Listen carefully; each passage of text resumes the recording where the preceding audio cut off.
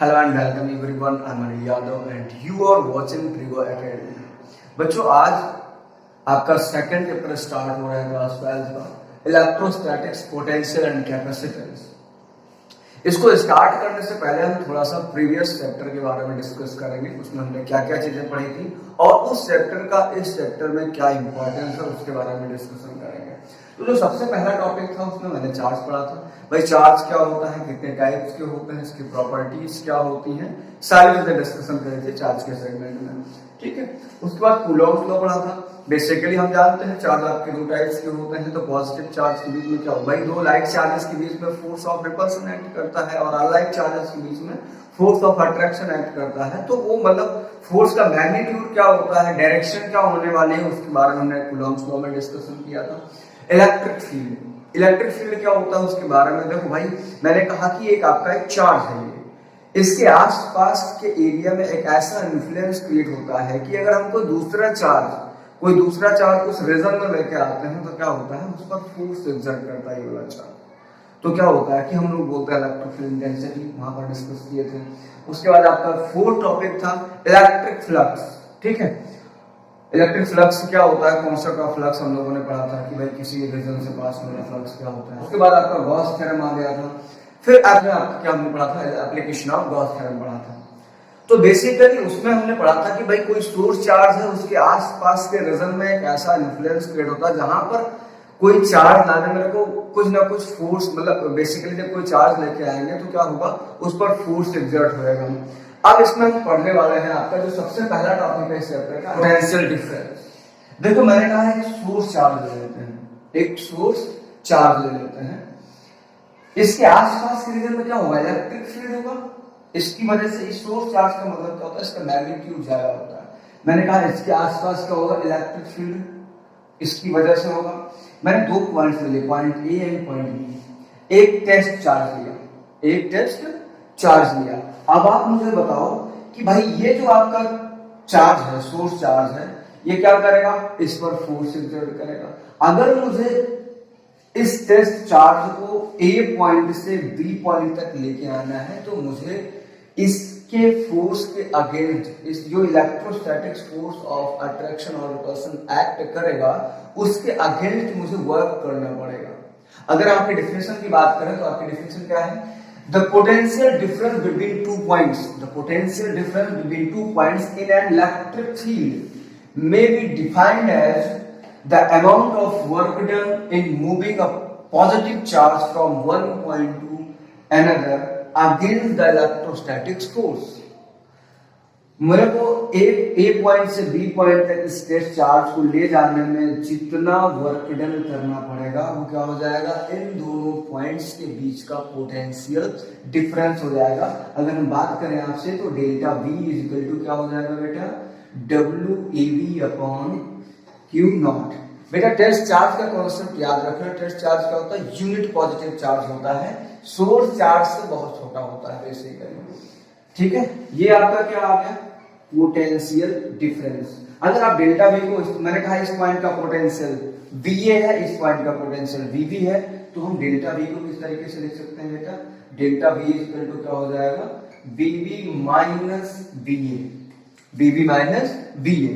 तो इस तरीके से भी लिख सकते हैं BB minus VA equal to WAB upon Q naught. अब इसकी यूनिट और डायमेंशन के बारे में देख लेते हैं। यूनिट क्या होती है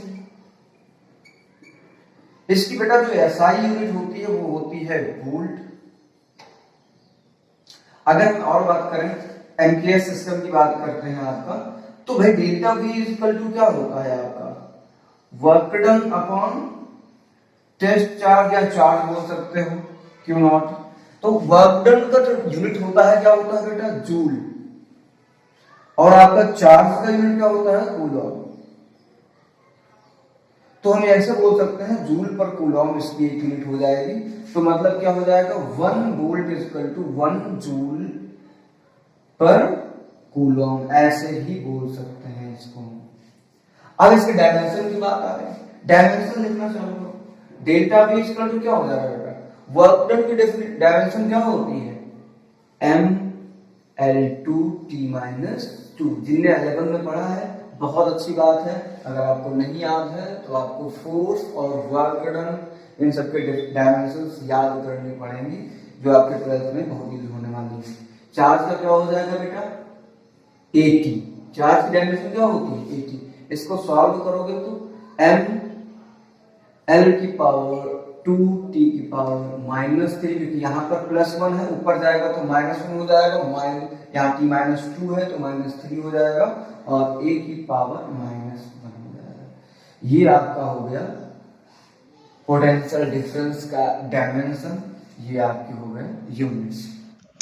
आज के इस लेक्चर का जो आपका सेकंड टॉपिक है, इस लेक्चर का जो सेकंड टॉपिक है इलेक्ट्रिक पोटेंशियल है। बेसिकली देखिए इलेक्ट्रिक पोटेंशियल कोई अलग चीज नहीं है। जैसे हमने इलेक्ट्रिक पोटेंशियल डिफरेंस पढ़ा है, पोटेंशियल डिफरेंस पढ़ा कि क्या होता है, किसी इलेक्ट्रिक फील्ड के अंदर किसी टेस्ट चार्ज को एक पॉइंट से दूसरे पॉइंट तक ले जाने में जितना वर्क डन करना पड़ेगा, उन पॉइंट्स के बीच का क्या हो जाएगा? पोटेंशियल डिफरेंस हो जाएगा। उसी तरीके से यहां पर भी आपका हो जाएगा कि भाई अब की बार हमारा जो टेस्ट चार्ज है उसको कहां से लेके आएंगे? इन्फिनिटी से लेके आएंगे।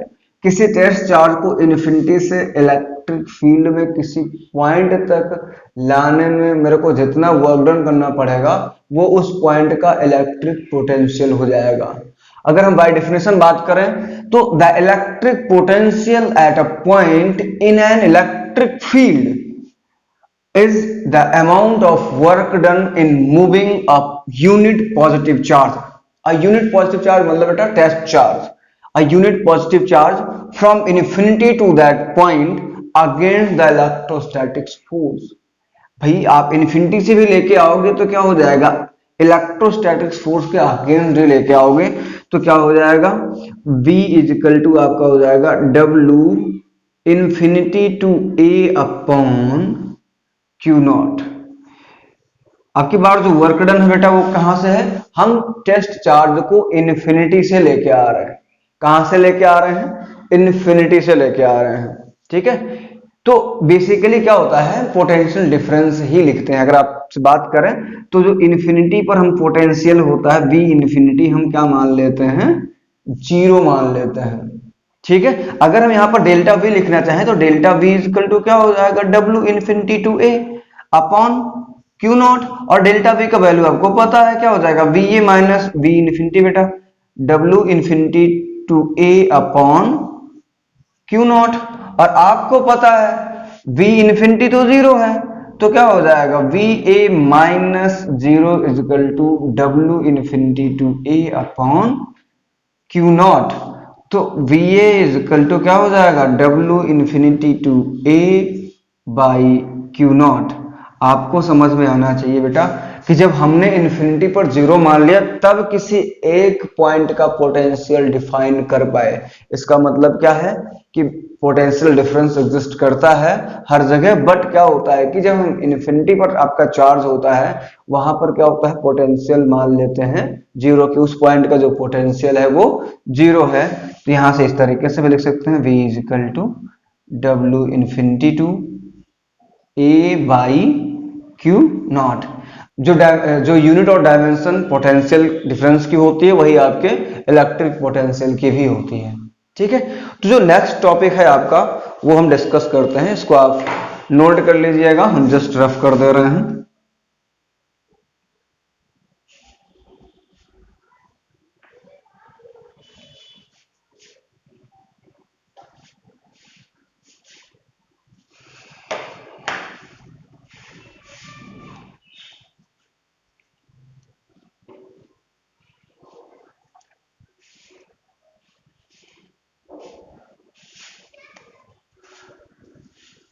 आज के इस लेक्चर का जो थर्ड टॉपिक है वो है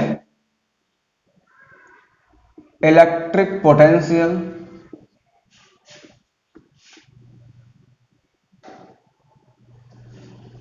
due to a point charge.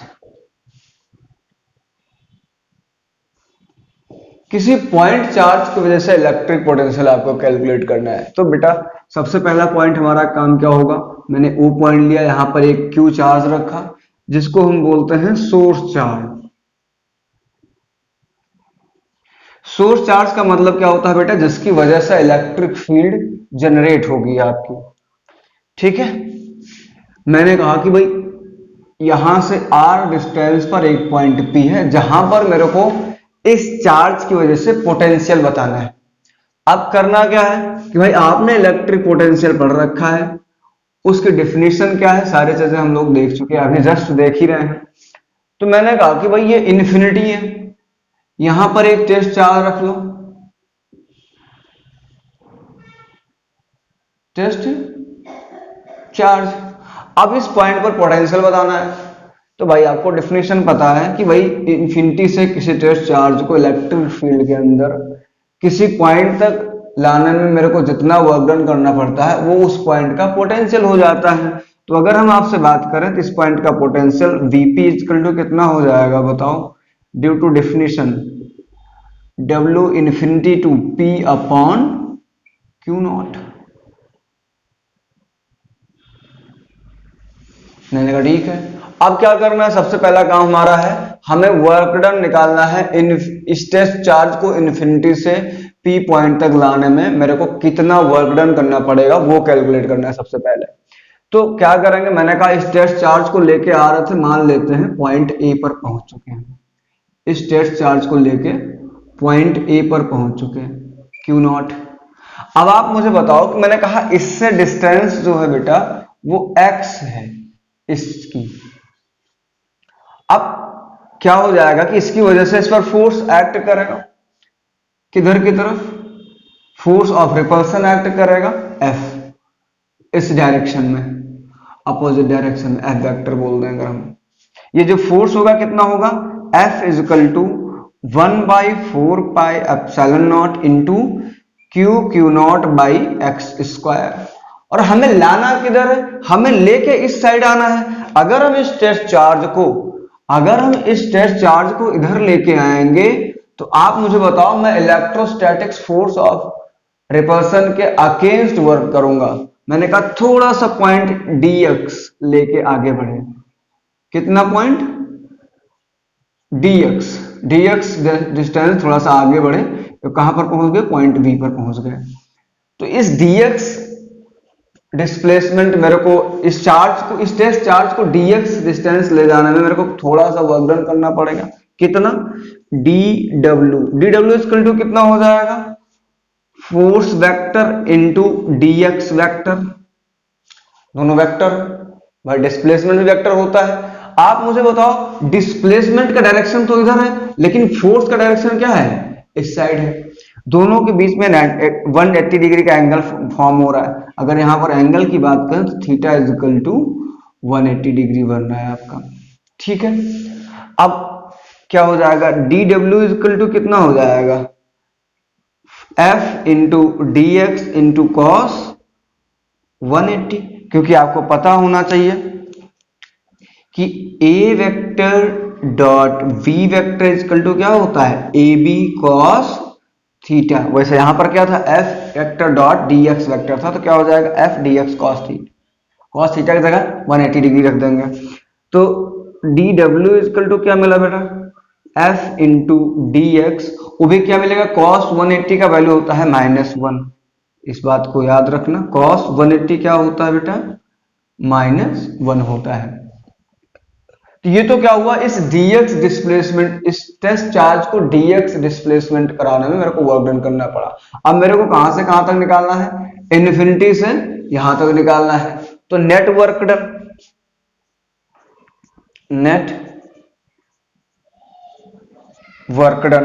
W equal to कितना हो जाएगा। अब देखो ऐसे मैंने क्या किया कि भाई यहां से ऐसे dx डिस्प्लेसमेंट कराते यहां तक लेके आएंगे, तो ऐसे इनफाइनाइट dx ले सकते हैं हम इस पाथ पर। तो आप क्या करोगे, इंटीग्रेशन करा देंगे इनका, इंटीग्रेशन dw कहां से कहां तक, भाई हमारा पहला पॉइंट कहां पर है, भाई इन्फिनिटी से r तक लेके आना है। इस चार्ज से इनिशियल डिस्टेंस कहां है, इन्फिनिटी, फाइनल डिस्टेंस क्या है, r। तो इन्फिनिटी से मेरे को r तक लेके आना है dw, इन्फिनिटी से r तक कितना, बहुत सारे ऐसे होंगे। तो मैंने कहा भाई integration infinity to r dw का वैल्यू कितना निकल के आया भाई, F minus F into D X. और आप सॉल्व करोगे, आपको पता होना चाहिए कि एफ का वैल्यू दे रखा है, तो W इजकल टू कितना हो जाएगा, इंटीग्रेशन इन्फिनिटी टू R, क्या हो जाएगा, फोर्स का value 1/4 pi epsilon not into Q not by x square, यही तो था आपका, इंटू dx। जितनी भी इंटीग्रेशन से क्या होता है, जितनी भी कांस्टेंट चीजें होती हैं इंटीग्रेशन से बाहर आ जाती हैं। तो W इजकल टू क्या हो जाएगा, q not by 4 pi epsilon not into integration infinity to R dx by x square. इसको सॉल्व करोगे तो W इजकल टू क्या हो जाएगा, q not by 4 pi epsilon not into x की power -2 infinity to R into dx। आपको basic general formula पता होता बेटा कि भाई एक फॉर्मूला होता है इंटीग्रेशन का, x की पावर n dx क्या हो जाएगा, x की पावर n+1 बाई n+1।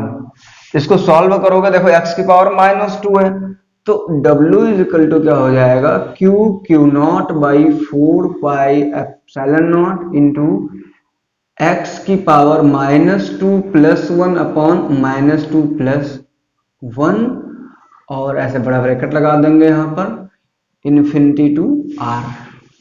ठीक है, तो यहां तक आप समझ में आया होगा। तो आप क्या करना है, स्क्रीनशॉट लो, हम जस्ट इसको रफ करके आगे बढ़ रहे हैं। इधर थोड़ा सा हम रफ कर दे रहे हैं।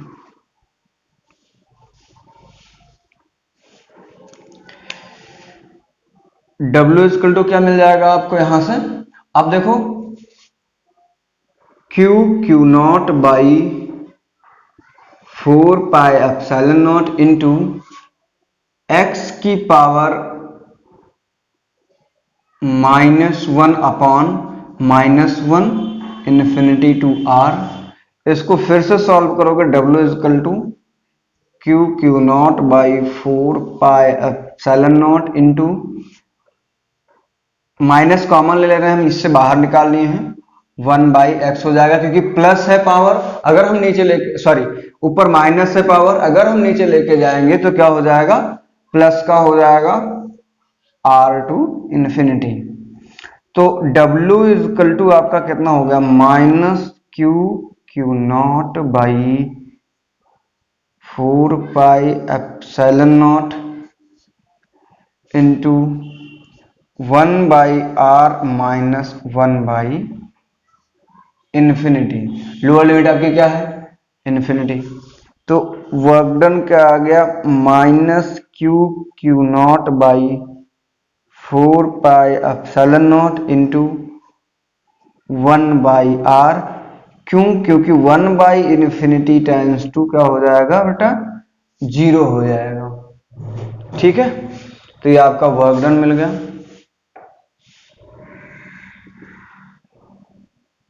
One by 4 pi epsilon not into Q not by R minus. ये आपके इलेक्ट्रोस्टैटिक्स फोर्स के अगेंस्ट जो हम वर्क डन करेंगे वो मिल जाएगा। और आपको पता होना चाहिए कि भाई हमारा जो वर्क डन था वो पहले भी नेगेटिव था। भाई हमारा अगर देखे तो थोड़ा सा हमने मिटा दिया था, हाँ हमारा जो वर्क डन था वो क्या था, नेगेटिव का था। तो W is equal to 1/4 pi epsilon not into Q not by R आ जाएगा। ये आपका क्या आ गया, वर्क डन आ गया। कहां से, इन्फिनिटी को, किसी टेस्ट चार्ज को इन्फिनिटी से इलेक्ट्रिक फील्ड में लाने में मेरे को इतना वर्क डन करना पड़ेगा। यही क्या हो जाएगा आपका, अगर हम क्या करें, Vp is equal to W infinity to P upon Q naught रख दे तो कितना मिल जाएगा,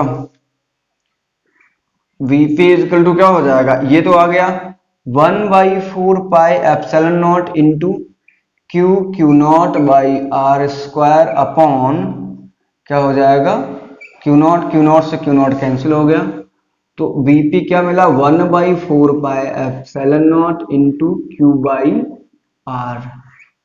ये आपका P पॉइंट का पोटेंशियल मिल गया आपको।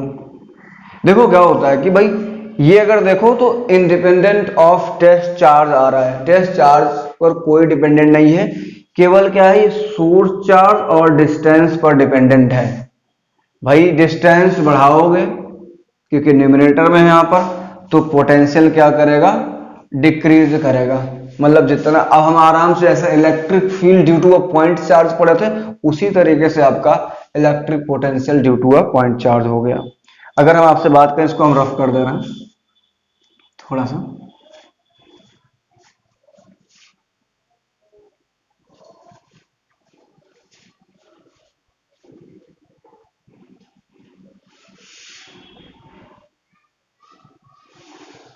देखो भाई इस पॉइंट पर इलेक्ट्रिक फील्ड क्या आएगा, E equal to 1/4πε0 into q by r square. ये क्या होता है भाई, मैग्नीट्यूड और डायरेक्शन दोनों होता है, ये वेक्टर क्वांटिटी होता है आपका। और पोटेंशियल क्या होता है, B equal to 1/4πε0 into q by r. ये क्या होता है, स्केलर क्वांटिटी होता है, इसका कोई भी डायरेक्शन नहीं होता है। तो अगर इनके बीच में हम ग्राफ बनाएं, अगर यहां पर देखो तो potential is directly proportional to 1/r या इनवर्सली प्रोपोर्शनल टू r बोल सकते हो आप, और electric field is inversely proportional to r square. तो इनके बीच में अगर हम ग्राफ बनाएं, मैंने कहा इस एक्सिस पर हम दिखा लेते हैं आपका r, और इस एक्सिस पर इलेक्ट्रिक फील्ड एंड पोटेंशियल दिखा लेते हैं। तो जो इलेक्ट्रिक फील्ड का ग्राफ बनेगा वो कुछ इस तरीके से जाएगा, सॉरी इलेक्ट्रिक पोटेंशियल का, जो इलेक्ट्रिक फील्ड का बनेगा वो थोड़ा सा डाउन जाएगा। उसका रीजन ये है कि ये r बराबर 1 है। ये आपका इलेक्ट्रिक फील्ड का ग्राफ है, ये आपका पोटेंशियल का ग्राफ है। r बराबर 1 पर दोनों क्या हो जाएंगे, इक्वल हो जाएंगे। आप देखो r बराबर 1 रख के देखो तो आप दोनों क्या हो जाएंगे, इलेक्ट्रिक फील्ड और पोटेंशियल दोनों के मैग्नीट्यूड क्या हो जाएंगे, इक्वल हो जाएंगे। तो ये रहा आपका ग्राफ। आई होप सारी चीजें समझ में आई होंगी। तो इस चैप्टर में क्या क्या पढ़ा हम उसको थोड़ा सा रिकॉल कर लेते हैं। आपका सबसे पहला पॉइंट था पोटेंशियल डिफरेंस। पोटेंशियल डिफरेंस क्या होता है कि भाई किसी टेस्ट चार्ज को इलेक्ट्रिक फील्ड के अंदर एक पॉइंट से दूसरे पॉइंट तक ले जाने में जितना वर्क डन करना पड़ेगा वो क्या हो जाएगा, उन पॉइंट्स के बीच का पोटेंशियल डिफरेंस हो जाएगा। ये पढ़ा। दूसरा मैंने क्या पढ़ा, इलेक्ट्रिक पोटेंशियल पढ़ा। इलेक्ट्रिक पोटेंशियल क्या होता है कि इन्फिनिटी से किसी टेस्ट चार्ज को इलेक्ट्रिक फील्ड में लाने में जितना, इलेक्ट्रिक फील्ड में किसी पॉइंट तक लाने में जितना वर्क डन करना पड़ेगा वो क्या हो जाएगा, उस पॉइंट का इलेक्ट्रिक पोटेंशियल हो जाएगा। और तीसरा पॉइंट आपका क्या है, electric potential due to a point charge. किसी पॉइंट चार्ज की वजह से इलेक्ट्रिक पोटेंशियल, जैसे हम electric field due to a point charge पढ़े थे फर्स्ट चैप्टर में, उसी तरीके से electric potential due to a point charge हम लोगों ने पढ़ा। वो क्या आया है, V equal to 1/4πε0 into q by r. तो आई होप आपको यहां तक सारी चीजें क्लियर हुई होंगी। अगर आपको क्लियर हुई है तो अच्छा, हाँ एक बात आपको और बता देते हैं, इसका जो आपका हैंड रिटन नोट है वो आपको डिस्क्रिप्शन में मिल जाएगा। आप वहां से जाके हैंड रिटन नोट्स भी इसके डाउनलोड कर सकते हैं।